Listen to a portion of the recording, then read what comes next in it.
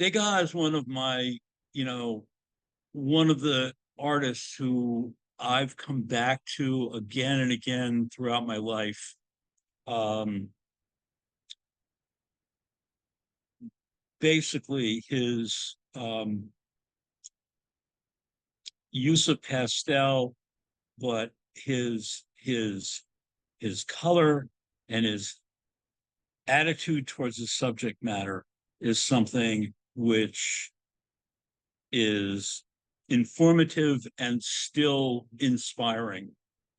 So I won't do too much bio stuff because I've already done a bit on him when they had the show Degas Manet at the Met.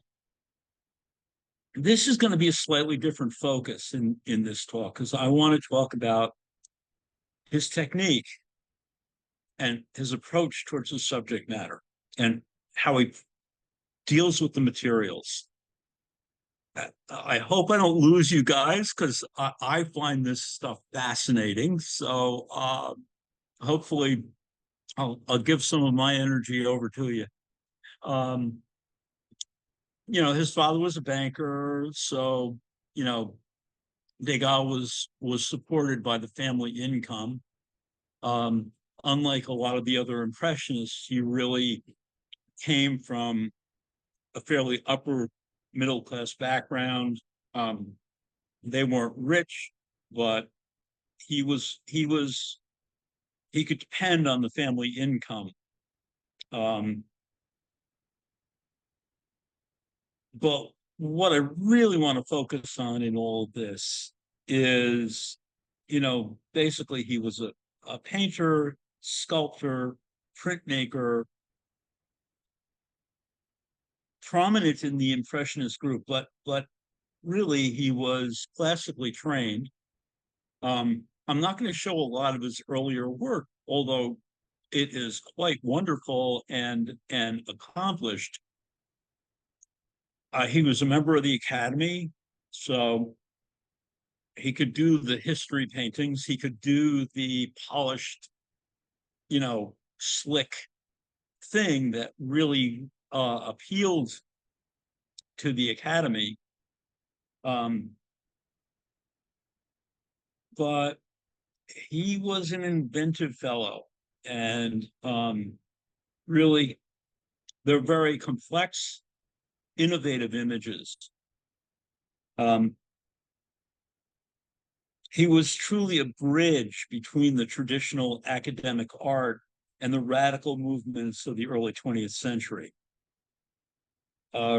Really innovative, and kind of set a pace for the rest of the Impressionists. Let's see. Okay. Here's a self-portrait, fairly young at the time. And the dance class on the left is a fairly, staid in a certain way, traditional approach to this, which got more and more radical as time went on.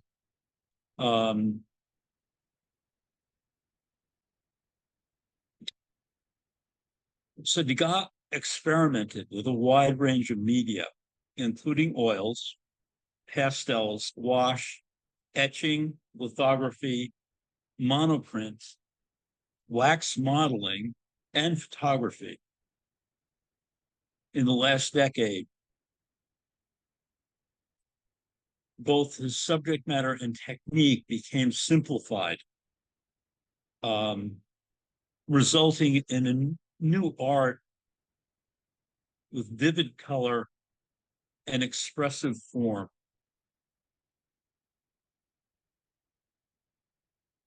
A long sequence of really closely linked compositions, but I'll talk a lot more about that as we get into this. He was well traveled, as I said, academically trained. He traveled to Italy, had family in America, so spent a long period of time actually in New Orleans, um, uh, and helped to organize 8 of the Impressionist shows, which is interesting given the fact that he was accepted into the academy, but he really felt an affinity for the more radical movements. Okay, so I'm going to dig in a little bit on this particular piece. Let me pull up the Zoom. Oh, here we go.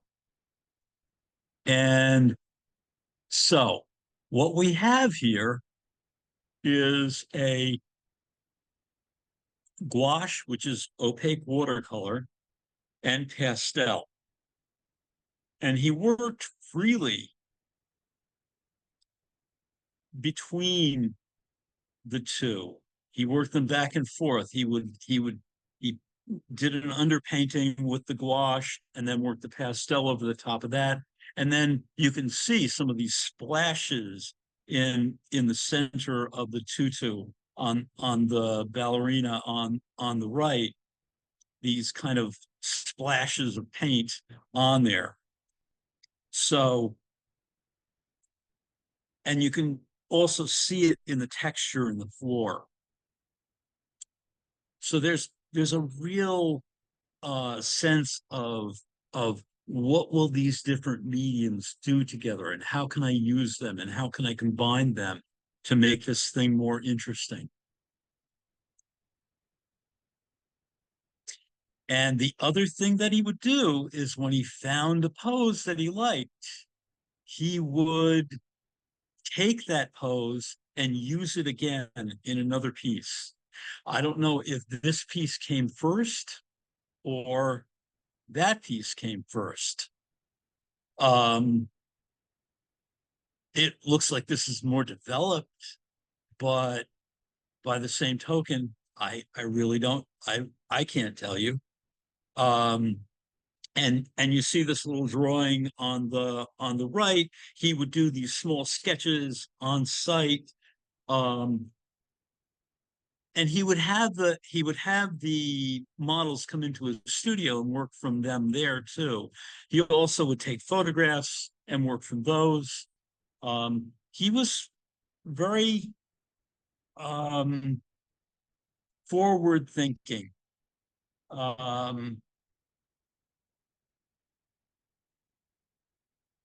It really, the way he applied the paint, the way he intermingled the mediums was really a hallmark of the work that I want to focus on today. And here you see again the two dancers. If you look at the dancer there on the left and look at the dancers on the left-hand side of the dancers resting and the dance lesson, you see a very, there's a similarity in the gesture. What he would do is take tracings from the different drawings and reassemble them into the paintings.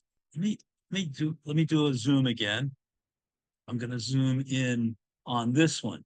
And one of the things that I wanted to show you is actually this is 3 or 4 pieces of paper joined together.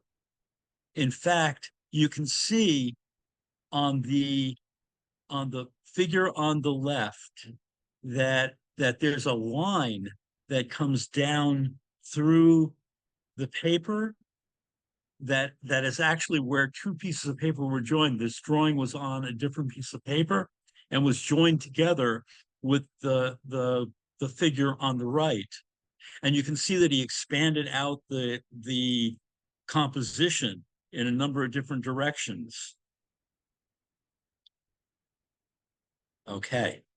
And you can see this figure down here in the oil painting, and this figure up there obviously are the same pose, slightly different. The legs are different. The legs are cropped off in this one and in slightly different positions. What he would do is he when he would take a tracing, he would alter the position of the model. The other thing I wanted to talk about is, let's see, get this back, is his use of oil paint. In this painting, you can see that it's very kind of matte. He would do something called wicking with the oil paint. He'd take the oil paint and he'd put it on a piece of newspaper and wick off. It would pull off the linseed oil out of the paint so that it would be a drier consistency, more like pastel. And he would use that. He would sometimes mix turpentine in with it again, but he would use that kind of dried quality to drag into those areas. The other thing that I wanted to talk a little bit about is his radical use of composition. And if you look at this small oil painting and look at the position that we're looking at, the figure on the left, we're looking down on her. Okay. And it's a really radical position. We're kind of close to her and we're looking down on her. And then these two figures that are standing in the center, we're kind of looking straight at them. And when you look off in the distance at those smaller figures, we're really kind of looking up toward them. So there's this sense of stretching, of a kind of fisheye distortion in this. Again, this business of photography, cropping, um, um, this is a really contemporary idea at the time.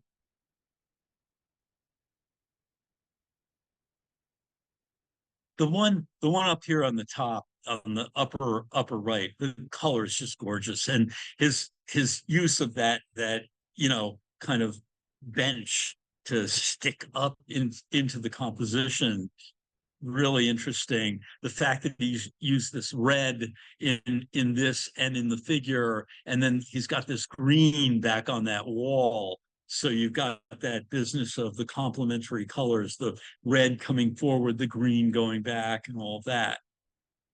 Okay.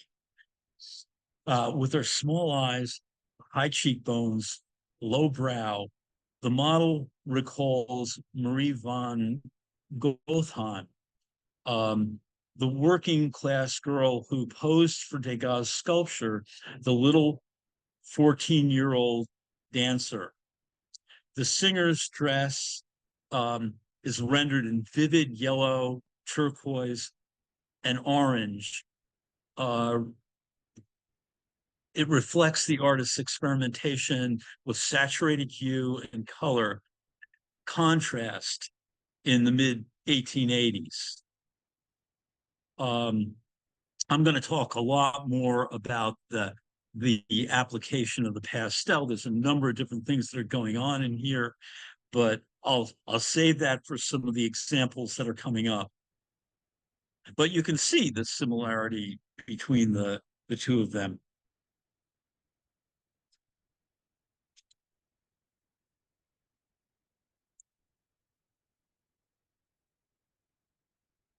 You know, okay, and this is I'm going to come back to this also. This is actually a pastel over a monoprint.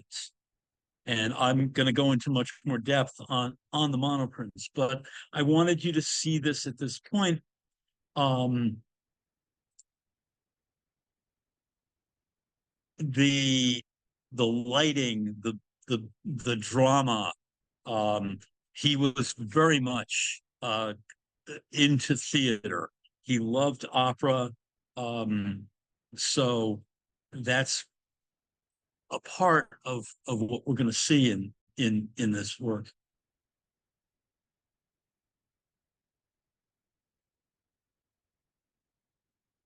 Okay. Degas' experimentation is unsurpassed in 19th century French art, whether he was making pastels, drawing prints, sculpture, or paintings. The enigmatic two women encapsulates his instinct for exploring the range of capabilities in whatever materials he chose to use. This curious composition, are are these two identically dressed women or the same woman in different moments? I would guess that that's what it is. If they're performing in someone's home, why are they lit from below as if it were on stage? Um, Degas left these questions unanswered while he reveled in the rendering different kinds of marks using opaque pastel and more transparent watercolor. His inventive combination of the mediums showed the varied textures and set off the figures from the background. It was it was really remarkable what he was up to. So I'm going to get a little bit granular on this one, literally. Uh, so let me go here. Okay, so this is actually a spot that is on the above the knee of the right figure in this. So you can see how thickly the pastel is put on there. And you can also see that there's black pastel, but there's also charcoal. So he would do an underdrawing in charcoal and allow areas of the actual pan paper to show. So taking a stick of charcoal, he would lightly sketch in a few outlines of the most important elements of the composition. Hints of charcoal lines peek through below the denser marks of pastel, although they can only be distinguished from the black pastel by a close-up like this.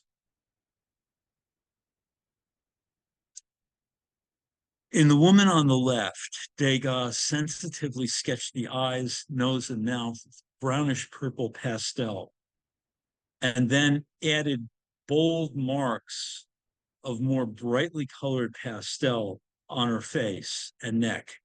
He created the shading in the eyes by rubbing the pastel with the pointed end of a tool called a stump, a stump, um, or a rolled piece of leather. Um,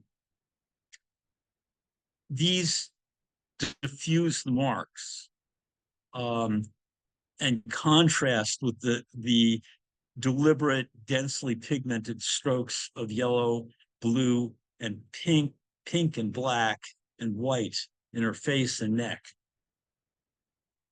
And the other thing that I want you to notice in this, and I'm going to come back to this again and again, is he's creating an environment.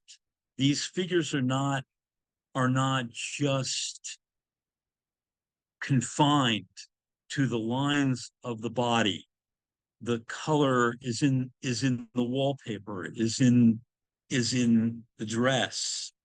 Um, there's it kind of break the boundaries between these planes.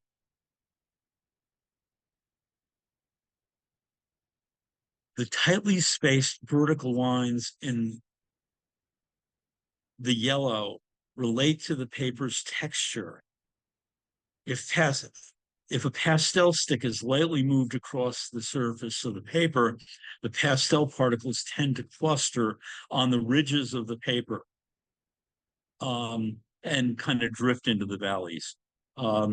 compare these yellow marks to the deep blue collar that you can see down in the corner, um, where Degas applied more pressure to the pastel stick on her shoulder. Um, he blended the central area of pink with his fingertip.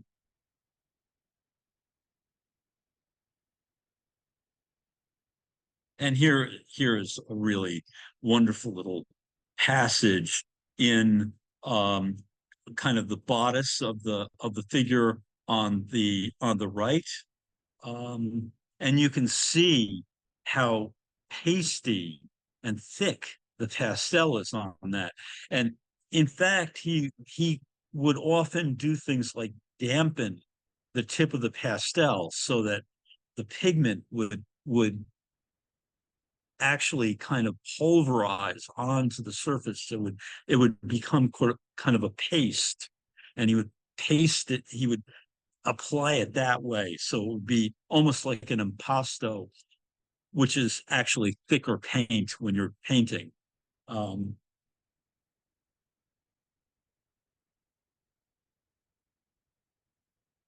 so these are magnified details of what the bodice of the figure on the um, left look like.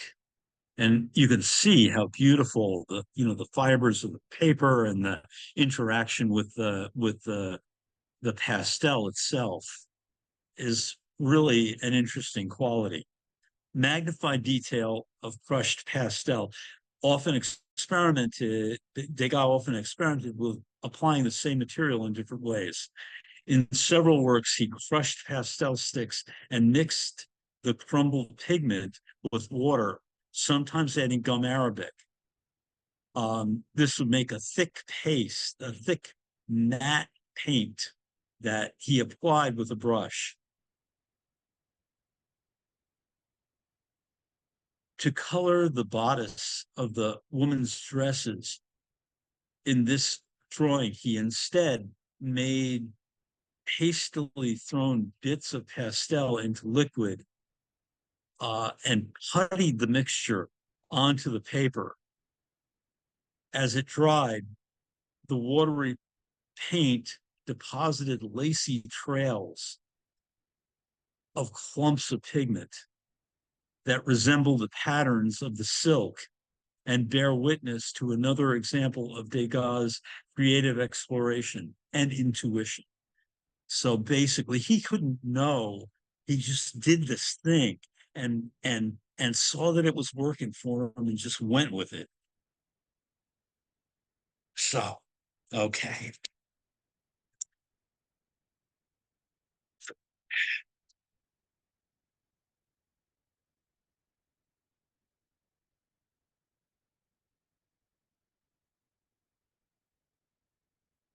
Degas was very close with Mary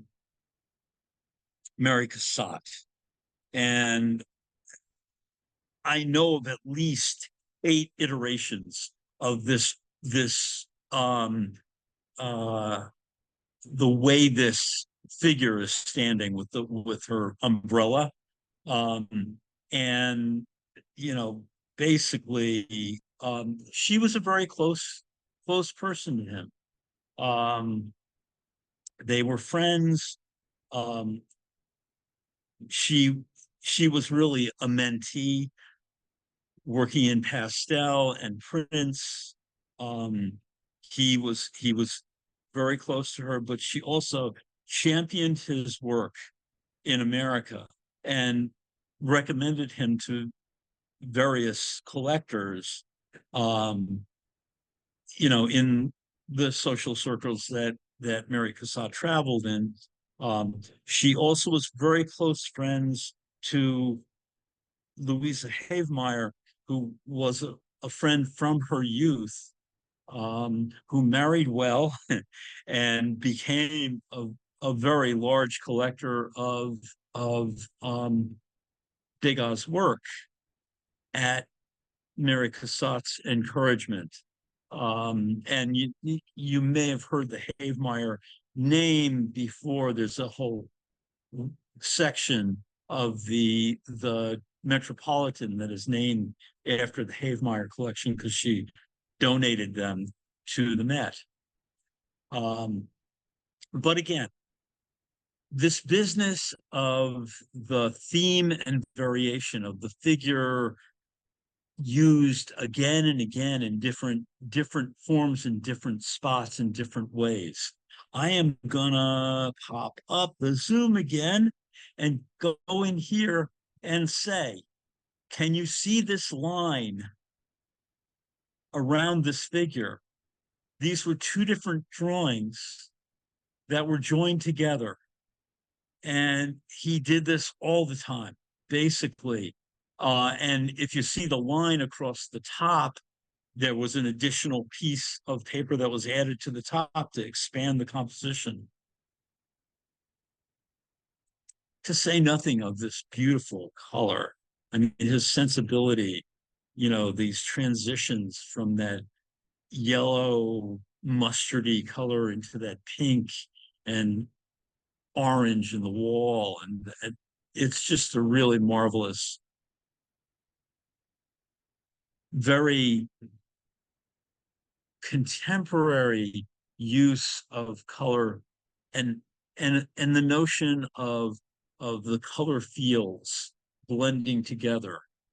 Um, let's go on. Okay.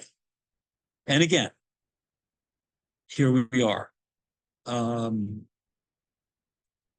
This is another one of Degas' themes. He did a lot of these seamstresses,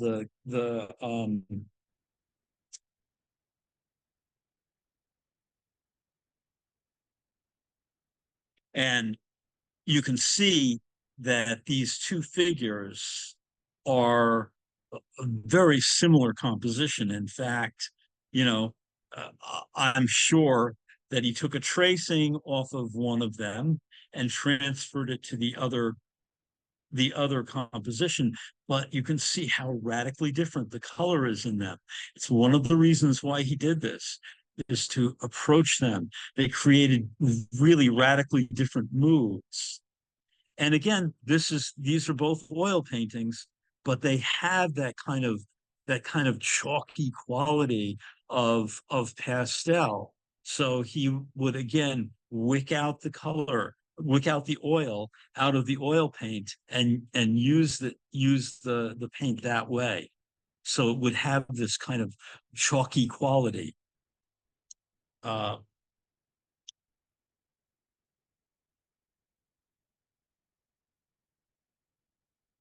okay. Ah, so we're going to focus in for a while on this particular series. Um, Again, note the pieces of paper that are joined together. You can see that really clearly on this one.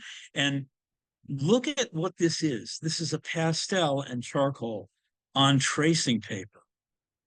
Okay, this is relatively late. I mean, this is 1889, so he's starting to really um, stretch himself in certain ways. Um, and he would take these. He actually had a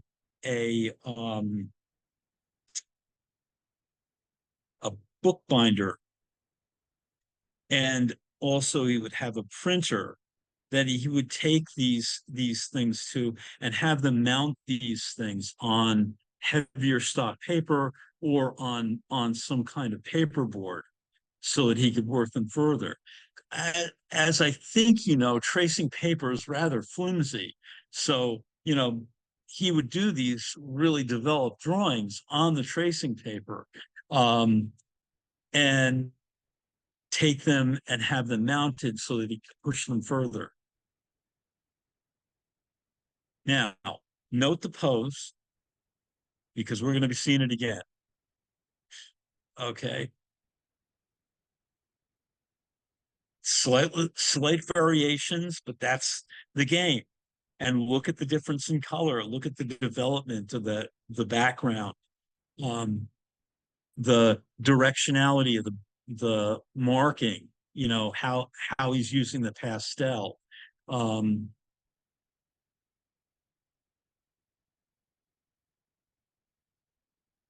and again, you can see these are very similar. There's slight changes in the direction of where the arms are going and things like that. And again, the breakfast after the bath, look at the pieces added onto it.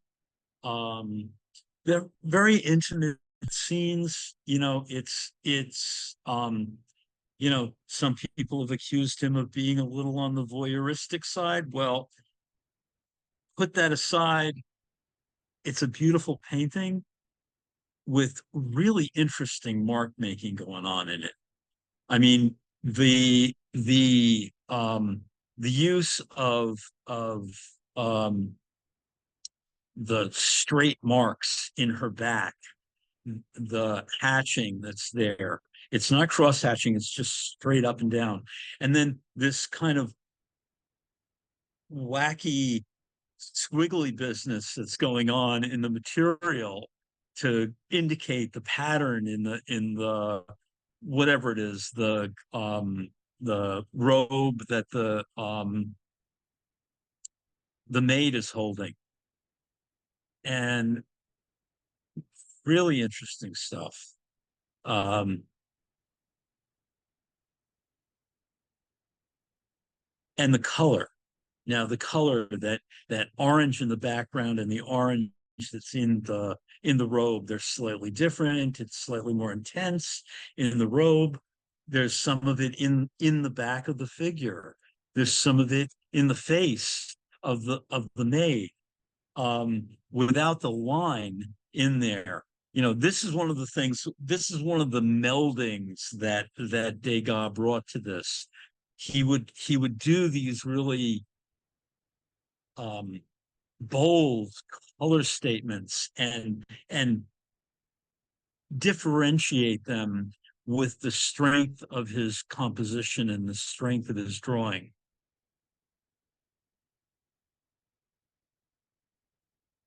But you see how he would vary the position. Now, there are more of these. I didn't want to overwhelm you. I'm trying to stay focused this time and not throw too much stuff at you. Um, but we're going to move on. And speaking of the devil, there's Bonnard. Um, Degas influenced a lot of people. The the 20th century, his influence on modernism, on Bonnard, on Matisse, on Picasso's more classical figures. There's there's a whole range of people that I could mention at this point, but I'm not going to do that.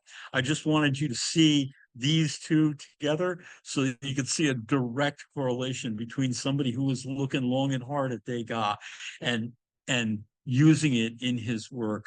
And this Bonnard was, I would say, in the 30s. This Degas was in the late 1880s.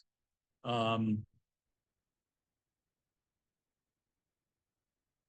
ah, and now we're going to go over to um,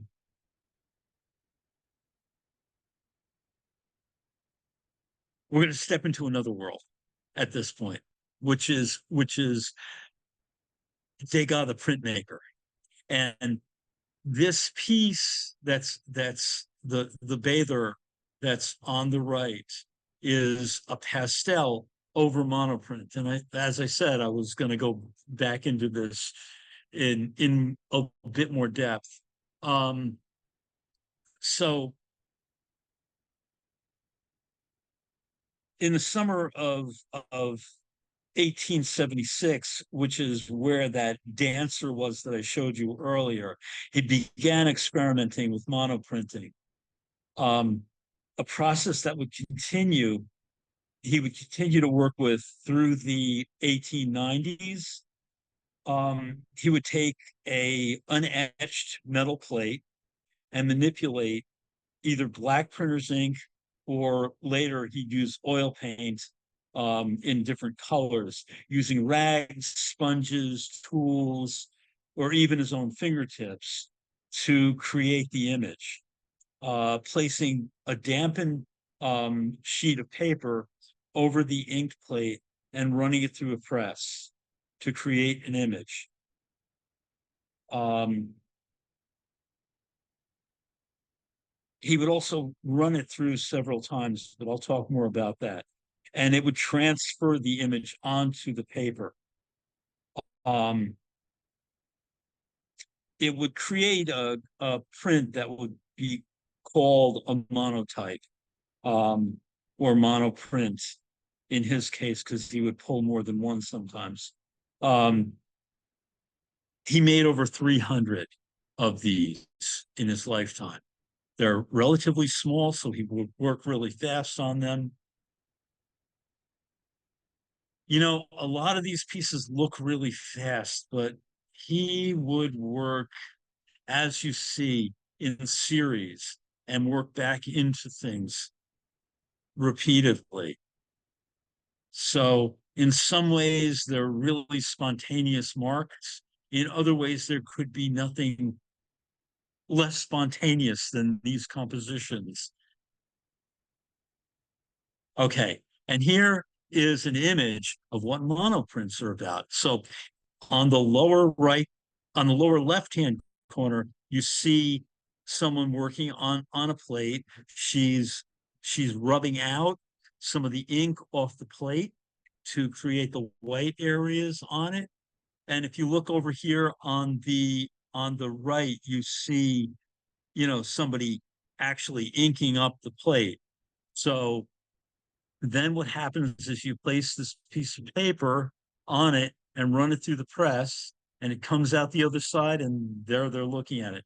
So in fact, when you print it actually, what you draw comes out is reversed when it's printed. Uh, but that's neither here nor there. This is the piece that I showed you earlier. Dancer on stage with bouquet, monoprint, monotype, and pastel. Relatively small. Two dancers entering the stage. Again, pastel over monotype. This piece is so beautiful. It's the way um, the it's almost like firework. Um,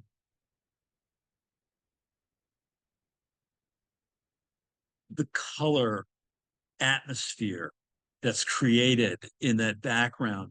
You know, one of the things that happened in Degas' period is he they created aniline dyes in, I think it was the 1870s. I'm not sure about the date, but it expanded the color range that was available for pastels, and Degas would have used those. So these really bright fluorescent colors are things that he would use. The same thing is true of set design at the time. The aniline dyes were used in set design. So these atmospheres of color are something which start to permeate his compositions. And again, another piece of the Degas story is his landscapes. And these pieces were done from memory. He, unlike many of the impressionists who went out and painted directly from nature and Monet just was so much into, that 5 minutes of light. And then he changed the canvas and painted another one for 5 minutes of light that happened in that particular time at that particular day. Well, these are all done from memory. These are done from coach trips out into the countryside, from looking out the window of a train ride when he would arrive at a friend's studio who happened to have a press. He would say, do you have some colors? Do you have some pastels? Can I do some monoprints? And he would do a series. So these fleeting glimpses were really the inspiration for these kind of very abstracted landscapes that Degas did. And you can see this is a straight monoprint. This is no pastel on it. And this is kind of, one of the things that he would do. Very little color, but this kind of textural quality throughout the thing would set up a stage for him to add more color to or leave as is. If he liked what it was doing, he'd leave it alone. There were literally hundreds of these that were in his studio when he died. And to contextualize this, this is a Turner from 1841. And there are, again, a lot of these watercolors, these very abstracted watercolors that Turner did. And Degas would have been aware of this. It would have been permission to go that wild. I mean, a contemporary of Degas at the time was somebody like Whistler, and Whistler did those what he called nocturnes, which are these radically simplified fields of color. And he also worked with pastel and did these very luminous, wonderful little pastels. I don't have any of them in here, but take my word for it, or go look for them on or go Google search them. They're really wonderful. So back to theme and repetition.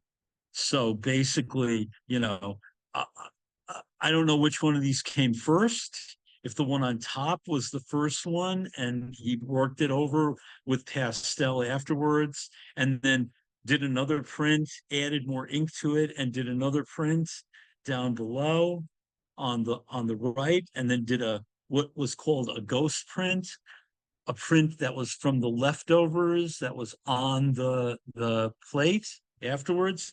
I'll zoom in on this for a moment, just again to, you can see there's pastel that's worked into this monoprint. These blues that are up in the top, and some of these greens are enhanced, and this muddy kind of purpley red that's in the foreground are kind of pasteled in, where this one has very little of that, if any. There might be some up in the far hills. And this one up here is pretty well thoroughly worked with the pastel over the top of the monoprint. But you can see that curve in the road that bears some semblance.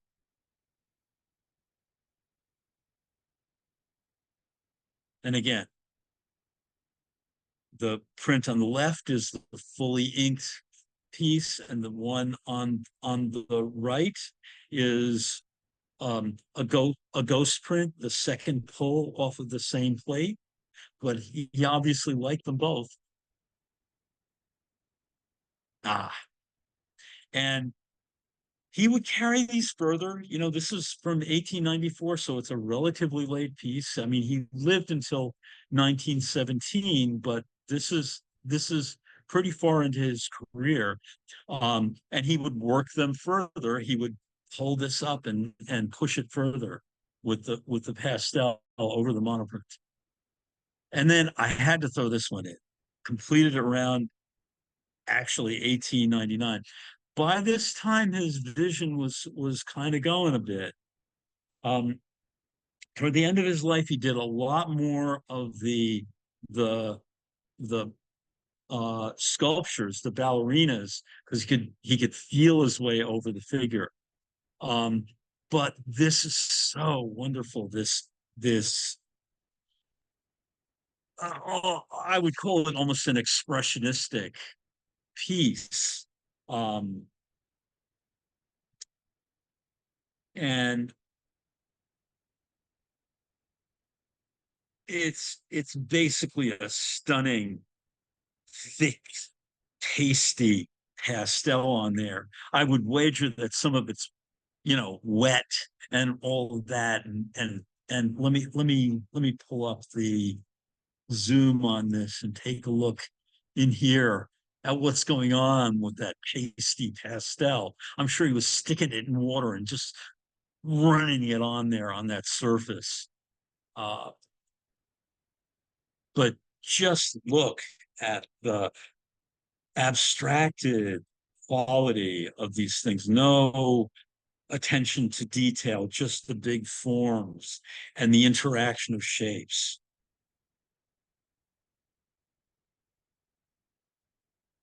And again, the repetition, composition, radically different color groupings. Again, late piece, wicked out the color out of the oil paint, so it would be a lot more um pasty and sticky and dry, like a pastel. And just look at this marvelous thing. I mean, this marvelous shapes, this atmosphere that these figures emerge out of and dissolve into. Um,